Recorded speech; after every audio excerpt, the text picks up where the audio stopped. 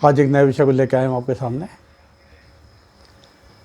हमारे देश में त्योहारों की श्रृंखला चल रही है और यहाँ तो हर दिन त्यौहार होता है, हर दिन त्यौहार मानते हैं हम लोग। त्यौहार की बात करें, दिवाली निकली है, पंचदिवसीय पर्व। दिवाली के छठे दिन छठ पर्व को मनाया जाता है हमारे देश के बहुत बड़े भाग में। उत्तर प्रदेश और बिहार में विशेष रूप से बहुत धूमधाम से मनाते हैं। वैसे तो पूरे भारत में ही इस पर्व को मनाया जाता है। हर शहर में आजकल देखिए इस पर्व की धूम है। क्या है छठ पर्व? छठ क्या है पहले ये समझे हम। प्रकृति की अधिष्ठात्री देवी,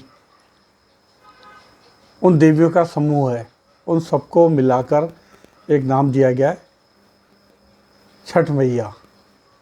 और बिहार में लोक भाषा में इसको छठ मैया बोलते हैं और छठ पर्व मनाया जाता है। दूसरी कहानी है बिहार के भागलपुर ज़िले से संबंधित सूर्य का। तो ये त्यौहार छठ पर्व जो है छठ मैया और सूर्य का त्यौहार है जो मनाया जाता है। अब हम बात करें कैसे मनाया जाता है। तो ये त्यौहार लगभग 4 दिन का होता है और मेरा मानना है कि बहुत कठिन व्रत होता है। 36 घंटे निर्जला, बिना पानी पिए बिना खाए जो भी व्रत करने वाला है वो रहता है और भक्ति और श्रद्धा के साथ इस व्रत को निभाता है, पूर्ण करता है, पारायण करता है। इस व्रत में पहले दिन जो कार्तिक मास की चतुर्थी है उस दिन को बोलते हैं नहाए खाए। घर में साफ़ सुथरा किया जाता है, शुद्धता के साथ भोजन का निर्माण किया जाता है, उसका भोग लगाया जाता है और जो व्रत करने वाला है उसको खिलाया जाता है और फिर घर के लोग खाते हैं।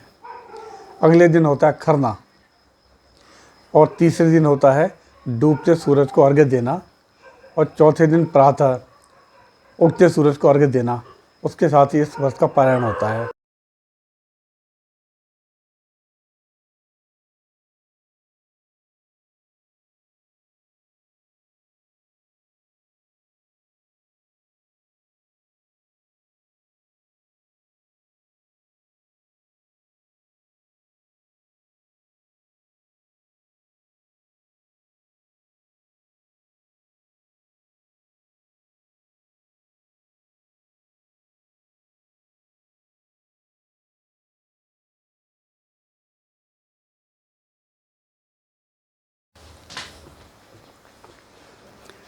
मित्रों, पहले दिन व्रत के विशेष भोजन बनाया जाता है।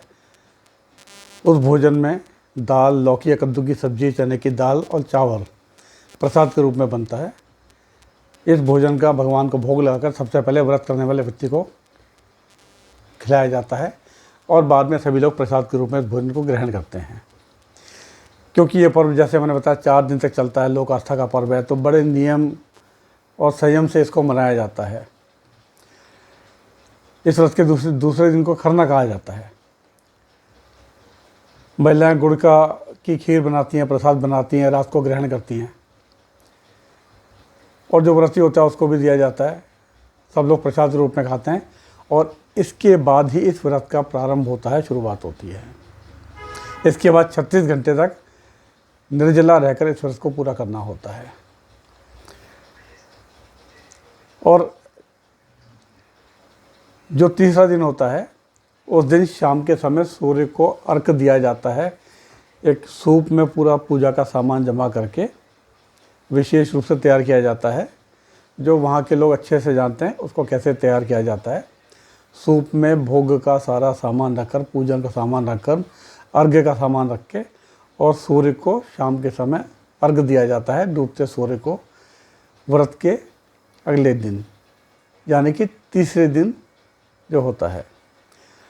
और उसके बाद अगला दिन जो चौथा दिन होता है उस दिन सुबह उठकर उगते सूर्य को अर्घ्य दिया जाता है और इसके बाद इसका व्रत का पारायण माना जाता है।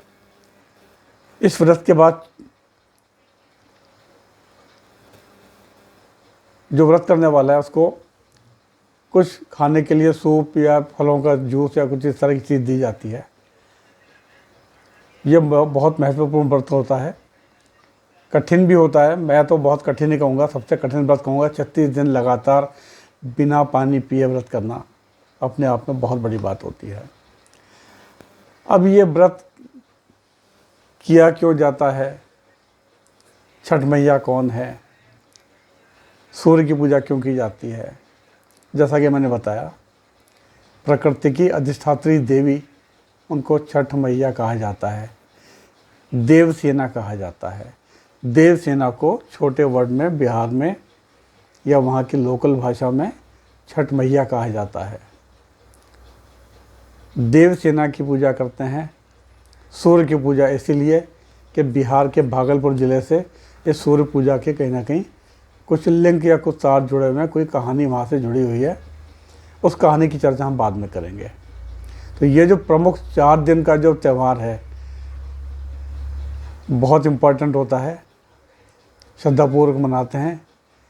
इस व्रत और पूजा का मेन जो उद्देश्य है वो ये होता है कि ये जो देवी हैं, ये संतान की रक्षा करने वाली, संतान प्राप्ति के लिए ये व्रत करती हैं महिलाएं। और जो व्रत करता है वो अपने घर में सुख संपत्ति और संपदा के लिए, सुख शांति के लिए व्रत करता है, अपनी रक्षा के लिए व्रत करते हैं, ऐसा माना जाता है। हिंदुस्तान आस्थाओं का देश छठ पूजा हम मना रहे हैं बहुत धूमधाम से। आप सभी को छठ पूजा की बहुत बहुत शुभकामनाएं। जय छठ मैया की।